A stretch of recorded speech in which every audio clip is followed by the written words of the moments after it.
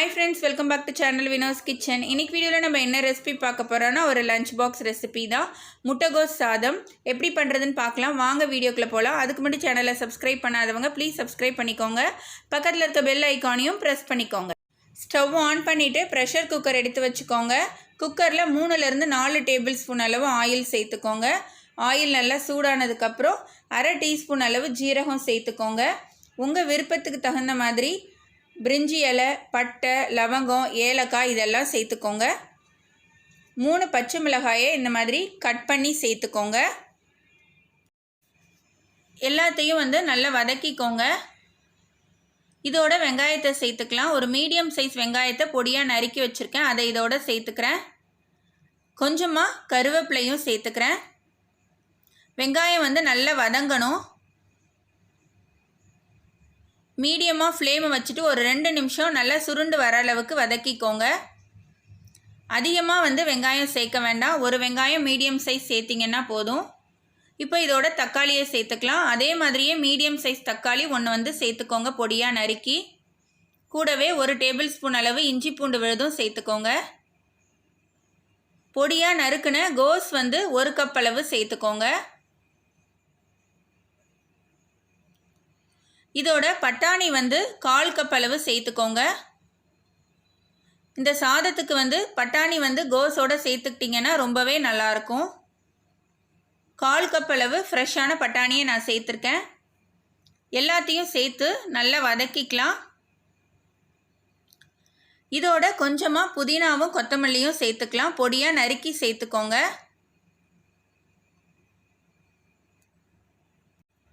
புதினாவும் கொத்தமல்லியும் சேர்த்து நல்லா மிக்ஸ் பண்ணி விட்டுக்கோங்க. இதோட 1/4 டீஸ்பூன் அளவு மஞ்சள் தூள் சேர்த்துக்கோங்க. தேவையான அளவு சால்ட்டும் இதோட சேர்த்துக்கோங்க. இது எல்லாத்தையும் நல்லா மிக்ஸ் பண்ணி விட்டுட்டு ஒரு 1 நிமிஷம் நல்லா வதக்கிக்கோங்க. சில பேருக்கு அந்த கோஸோட ஸ்மெல் பிடிக்காது. இந்த மாதிரி நம்ம செஞ்சு கொடுக்கும்போது அந்த ஸ்மெல்லே தெரியாது, ரொம்பவே வித்தியாசமாக இருக்கும். நல்லா வதக்கி விட்டுட்டு மூடி போட்டு மூடி ஒரு 2 நிமிஷம் நல்லா வேக வச்சுக்கோங்க. பட்டாணி, கோஸ், தக்காளி எல்லாமே ஓரளவுக்கு நல்லா வெந்து வந்துடும். 2 நிமிஷத்துக்கு அப்புறம் பாருங்கள், தண்ணி விட்டுருக்கு. தக்காளிலாம் நல்லா சாஃப்டாக வெந்துருச்சு. இதோட 1 டீஸ்பூன் அளவு தனியாத்தூள் சேர்த்துக்கோங்க. 1/2 டீஸ்பூன் அளவு கரம் மசாலா சேர்த்துக்கோங்க. நல்லா இப்போது மிக்ஸ் பண்ணி விட்டுக்கோங்க. இதோட நம்ம இப்போது ரைஸை ஆட் பண்ணிக்கலாம். நான் 1/2 கப் அளவு பாஸ்மதி ரைஸ் ஒரு 15 நிமிஷம் ஊற வச்சு எடுத்து வச்சுருக்கேன். அதை இதோட நான் சேர்த்துக்கிறேன்.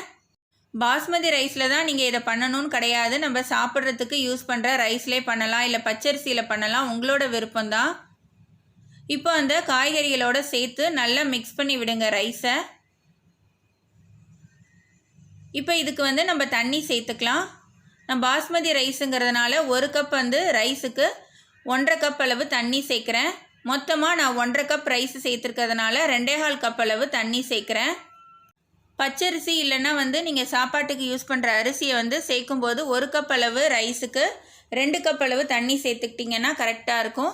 இப்போ எல்லாத்தையும் நல்லா மிக்ஸ் பண்ணி விட்டுட்டு சால்ட் எல்லாம் இந்த ஸ்டேஜில் கரெக்டாக இருக்கான்னு செக் பண்ணிக்கோங்க. இப்போ குக்கர் மூடி போட்டு மூடி விசில் போட்டுக்கோங்க.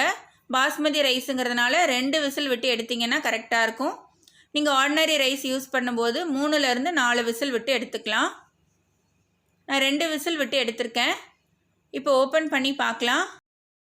பாருங்கள், ரொம்பவே சூப்பராக நம்மளோட கேபேஜ் ரைஸ் ரெடி ஆயிடுச்சு.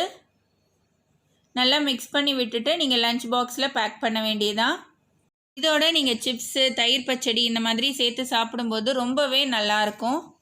கண்டிப்பாக இந்த ஹெல்தியான கேபேஜ் ரைஸ் ரெசிபியை நீங்களும் வீட்டில் ட்ரை பண்ணுங்கள். உங்களுக்கு இந்த ரெசிபி பிடிச்சிருந்ததுன்னா லைக் பண்ணுங்கள், ஷேர் பண்ணுங்கள். எப்படி இருந்துச்சுன்னு எனக்கு மறக்காமல் கமெண்ட் பண்ணுங்கள்.